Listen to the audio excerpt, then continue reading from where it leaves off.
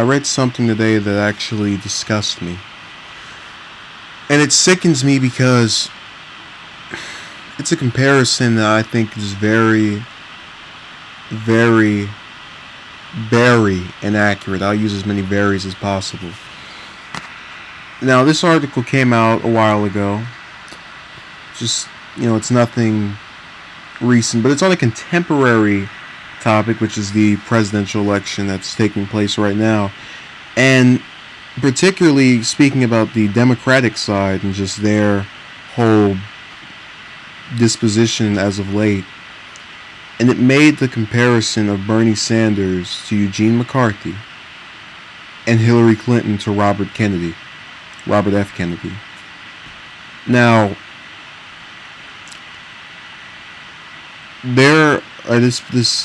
this article's author's argument was that Sanders was a single issue candidate in the same way of Eugene McCarthy. Totally untrue. There are multiple things the man has documented about his positions, referring to them. Really, I don't think him or Clinton have positions that haven't been elaborated on or are not entirely thorough. I think they've done, both of them have done an all right job of conveying their ideas. And I'm really not big on Clinton in light of her flipping of positions, but even then, that's something at the very least, even if I don't agree with it. But anyway, just the idea that you compare Clinton to Robert F. Kennedy, RFK, is insane to me. Absolutely crazy. And it's crazy because I think of all of the ways that Clinton has been exposed or at least criticized in her support of African Americans or lack thereof. The super predators comment she made back in the 90s, just only going to these black churches only when she's running for office. There's so many ways that she has proven to be fraudulent in terms of her relation to the African American community, African Americans in general. And really, even more disturbingly, I think of Robert Kennedy's efforts just during his time as a senator while he was Attorney General. And they seem to be the complete reverse because they felt to me as if they came from a place of legitimate sympathy for African Americans.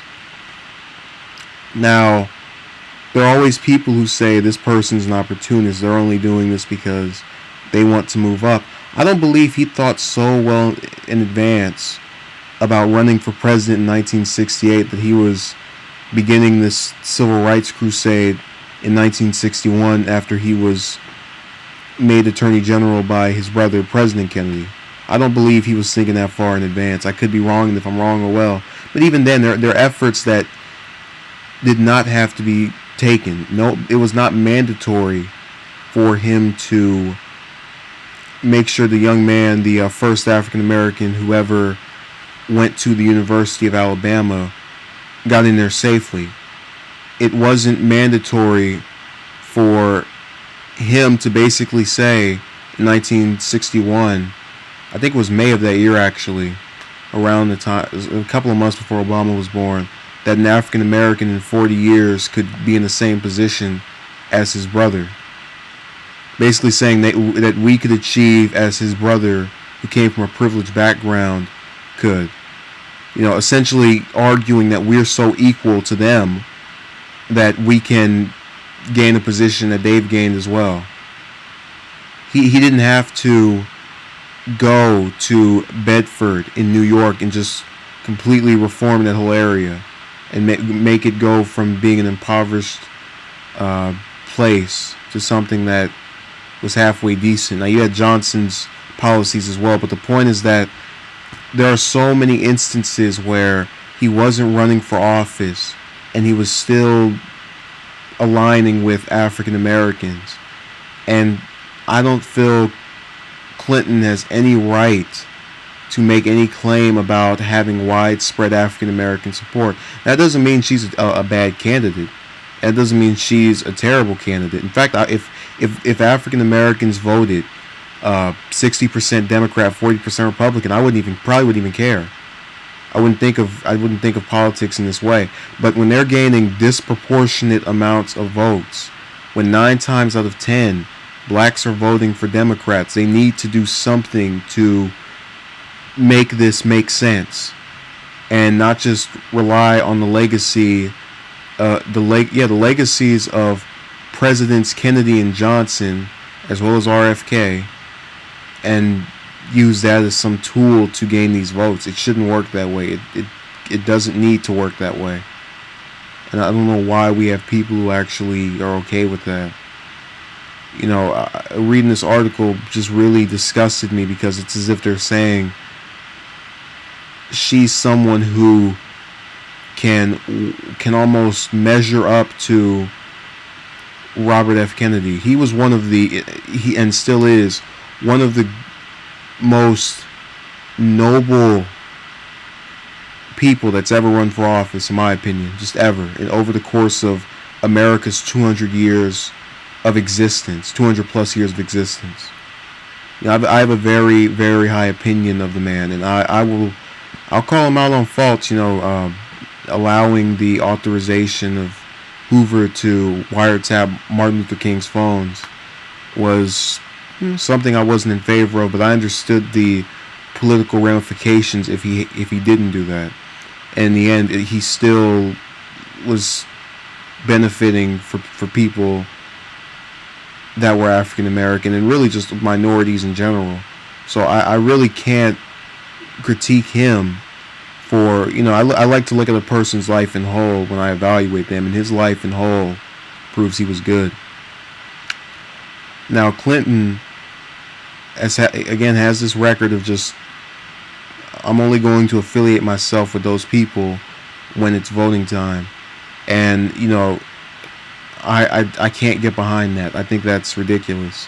So I don't, you know, you can agree with her on anything else, but I don't want to hear another argument that she is some crusader of African American rights, or that she deserves to have the backing of even the majority of African Americans, because I can guarantee you the majority of blacks, similarly to the majority of Americans, do not follow this political nonsense daily, which, you know, is not necessarily showing that they're ignorant, but most people aren't into it, and I expect most blacks to not be into it, because the majority of people in America aren't into it.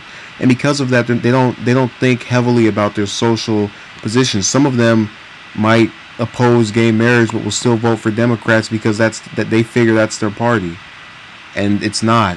When you have candidates who don't have any reason for you to have support for them.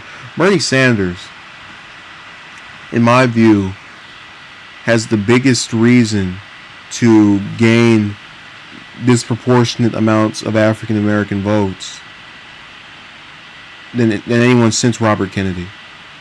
His record on civil rights is unrivaled by anyone else currently in this field. I know it's only 5 people, but still, just across both sides. But again, the point is, he is someone who has a proven record. Clinton has a proven record as well, but it's not exactly that positive, and it doesn't lean to the narrative that people keep trying to make. And I get more and more annoyed when I see her name and RFK's put together. It doesn't work like that. Sorry to bust your bubble. The only time her name should be mentioned with his is when she invoked his assassination in referring to the reason for why she was still challenging then Senator Obama back in 2008. And the implications of that have not escaped me or anyone else who lived through that election cycle. So thank you for watching. Have a good day.